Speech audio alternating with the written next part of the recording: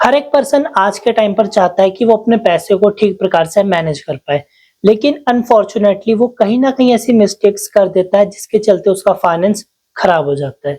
Make sure कि ये गलती आपसे भी हो जाती है, लेकिन आज की इस वीडियो में मैं आपको 5 फाइनेंस मैनेजमेंट के रूल बताने वाला हूँ, जिनको जानकर समझकर अगर आपने अच्छे ढंग से फॉलो कर लिया तो आपका फाइनेंस एडवांस लेवल तक पहुंच जाएगा। अब स्टार्टिंग में मैं आपको बता देता हूँ, जो भी रूल्स एंड रेगुलेशंस आपके साथ शेयर करूंगा वो सारे स्टैंडर्ड हो गए, यानी उन चीजों को जानकर समझकर आपने अपने अकॉर्डिंग उसमें मॉडिफिकेशन करनी है, देन उसको अपनी लाइफ में इम्प्लीमेंट करना है।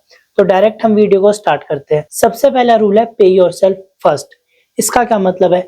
सिंपल सा मतलब है कि आपकी सैलरी जब भी आती है आपके अकाउंट में, उसमें से आपको चाहिए कि आप सबसे पहले अपने आप को भुगतान करें।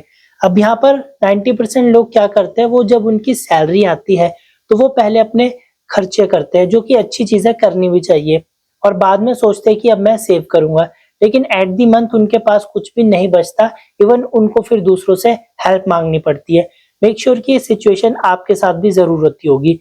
अगर आती है तो कमेंट करके जरूर बताएं। तो आपने अगर इस सिचुएशन से डील करनी है तो आपको क्या करना चाहिए? सबसे पहले आपको अपने आप को भुगतान करना चाहिए। वो 10, 20, 30% कितना भी हो सकता है, परसेंटेज इन योर हैंड।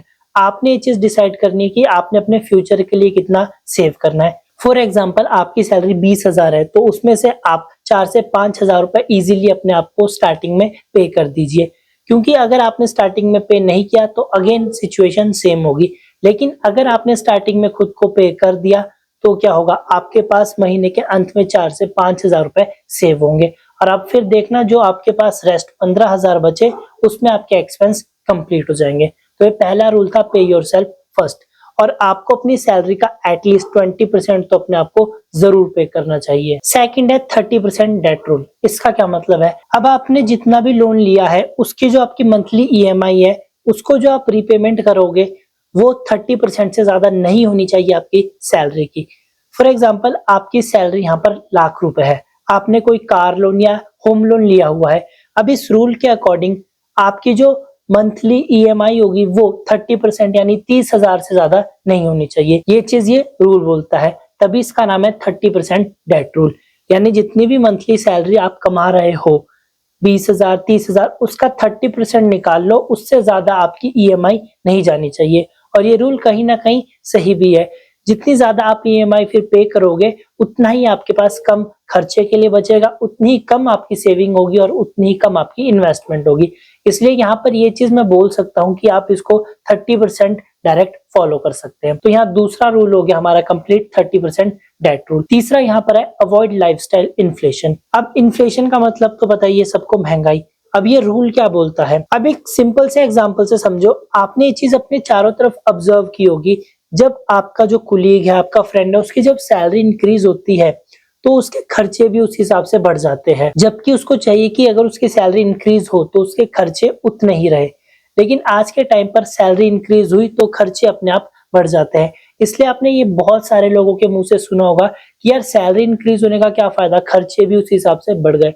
नहीं, खर्चे बढ़े नहीं, बल्कि आपने बढ़ाए हैं अपनी बढ़ी हुई सैलरी को देखकर। मतलब सिंपल सा है कि आपकी सैलरी अगर इंक्रीज हो रही है तो आपको चाहिए कि जो आपके खर्चे हैं वो पुरानी सैलरी के अकॉर्डिंग ही फिट रहे। यानी फॉर एग्जांपल, पुरानी सैलरी थी 20,000 रुपए, खर्चे थे आपके 10,000 रुपए।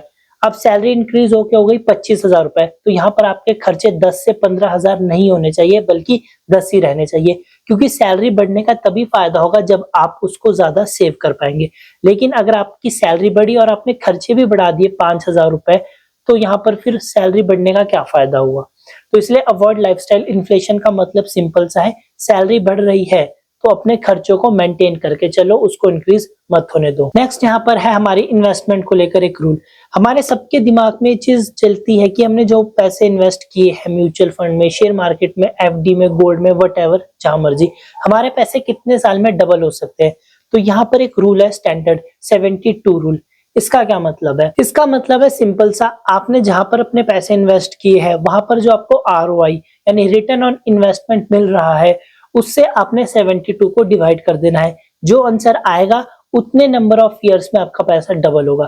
फॉर एग्जांपल, आपने म्यूचुअल फंड में पैसा इन्वेस्ट किया है, अब म्यूचुअल फंड में इजीली आपको 1 साल में 12% का रिटर्न मिल जाता है। अब इस रूल के अकॉर्डिंग 72 को डिवाइड करना है 12 से, तो आंसर क्या आया 6। यानी म्यूचुअल फंड में 12% के रिटर्न के हिसाब से आपका जो पैसा है वो 6 साल बाद डबल होगा। अब आपने 4 लाख इन्वेस्ट किया तो 6 साल बाद वो 8 लाख, 8 लाख इन्वेस्ट किया तो 6 साल बाद वो 16 लाख। तो स्टैंडर्ड रूल है। इसके अकॉर्डिंग आपको अंदाजा लग जाता है कि आपका पैसा कितने टाइम पीरियड में डबल होगा।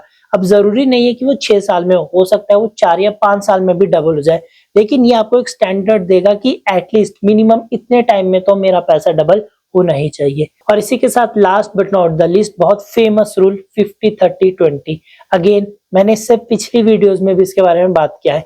50% आपको अपनी नीड्स पर, 30% आपको अपनी वांट्स पर और 20% आपको सेव करना चाहिए। लेकिन ये स्टैंडर्ड है। अगर आपकी जरूरतें 30% में पूरी हो जाए तो आपको 50% खर्च करने की जरूरत है ही नहीं। तो ये रूल सिंपल सा यही बोलता है 50-30-20। आप जो भी कमा रहे हो उसका एटलीस्ट मिनिमम 50% आपको अपनी नीड्स पर, 30% आपकी इच्छा वांट्स पर और बचा 20% तो आपको सेव करना ही चाहिए। और ये सेव कैसे आप करेंगे? फ्लैशबैक में जाओ, पहला ही रूल मैंने आपको बताया, पे योरसेल्फ फर्स्ट। उसके अकॉर्डिंग आपकी सैलरी जैसे ही अकाउंट में क्रेडिट हुई उसका मिनिमम 20% आपने अपने सेविंग अकाउंट में डाल दिया, तब जाकर ये रूल आपके आपस में कनेक्ट होंगे। अब अगेन मैंने आपको स्टार्टिंग में बोला था कि रूल्स रेगुलेशन सिर्फ डायरेक्शन दिखाते हैं, फॉलो करना आपकी जिम्मेदारी है।